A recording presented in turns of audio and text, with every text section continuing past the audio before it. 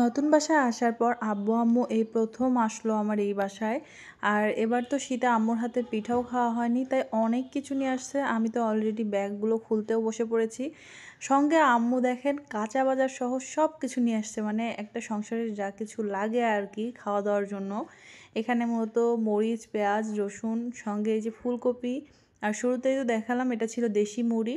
যদিও মুড়িটা আম্মু আগে নিজে হাতে ভাজতো, বাট এখন পারে না অসুস্থতার কারণে, তাই গ্রামে যারা দেশি মুড়িটা ভাজে তাদের কাছ থেকে কিনে নিয়ে এসেছে। আর তার সঙ্গে যে ব্যাগটা আমি বের করেছিলাম, এখানে হচ্ছে চালের আটা, সঙ্গে মিক্স ছাতু যেটা আম্মু নিজে হাতে তৈরি করে, তার সঙ্গে এখানে মসুর ডাল, হলুদ গুঁড়া, আর এখানে এই যে ধনেপাতা, এখানে এই যে টমেটো, শসা, মানে এক কথায় কাঁচা বাজারও যা যা লাগে সব কিছু নিয়ে আসছে। আসলে মা ছাড়া এগুলো কে ভাববে বলেন? একটা মা যে একটা সন্তানের মাথার উপর কত বড় ছায়া বা কত বড় সাপোর্ট, এটা শুধুমাত্র যার মা আছে সেই বলতে পারবে। তবে হ্যাঁ, সব মা কিন্তু মা হয় না। আর বাবার অবদানও কিন্তু কম নয়। আর এখানে যে সিমগুলো দেখতেছেন, এই সিমগুলো কিন্তু আমাদের গাছের, মানে আম্মু যে গাছটা লাগিয়েছে সেই গাছের, নিজে হাতে আম্মু তুলে নিয়ে আসছে।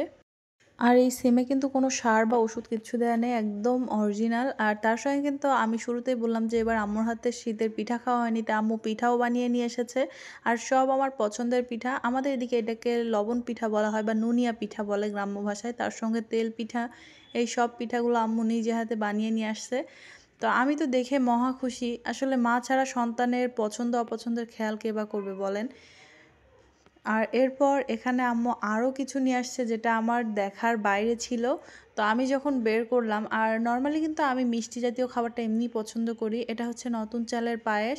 তার সঙ্গে এখানে ছিল কাঁঠালের বিচির পায়েস, যেটা আমাদের এলাকায় করে আর কি। বিশেষ করে নতুন গুড় দিয়ে নতুন চালের পায়েস, কাঁঠালের বিচির পায়েস, এগুলো করে নিয়ে আসছে।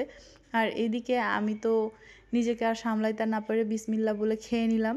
আর আম্মুর হাতের রান্না এত মজা, সত্য কথা বলতে প্রত্যেকটা সন্তানের কাছেই একটা মায়ের বিশেষত্ব থাকে, যার জন্য মায়ের রান্না যেমনই হোক সন্তানের কাছে অনেক বেশি মজা লাগে।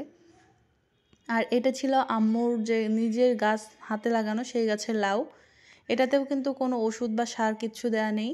এরপর এই যে আম্মু গরুর দুধ নিয়ে আসছে, যদিও আমাদের নিজের বাড়ির গরুর দুধ না, আমাদের গ্রামেরই দেশি গরুর দুধ। তো যাই হোক, এতক্ষণ যা দেখলেন এগুলো তো জাস্ট টুইস্ট ছিল।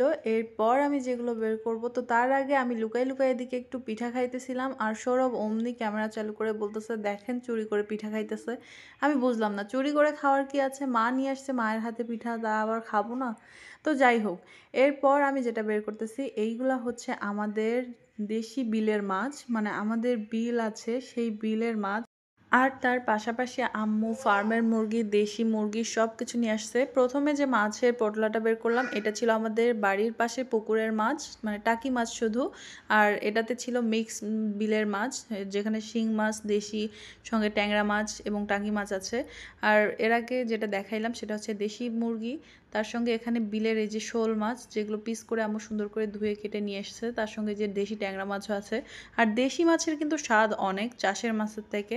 আগে তো অনেক মাছ ছিল, বাট এখন তো মাছের সংখ্যাও কমে গেছে। আর এদিকে যখন আমি ভিডিও করতেছিলাম তখন কিন্তু সাবা বারবার এদিক দিয়ে দৌড়াদৌড়ি করতেছিল, জানি না ও কী মজা পাইতেছিল।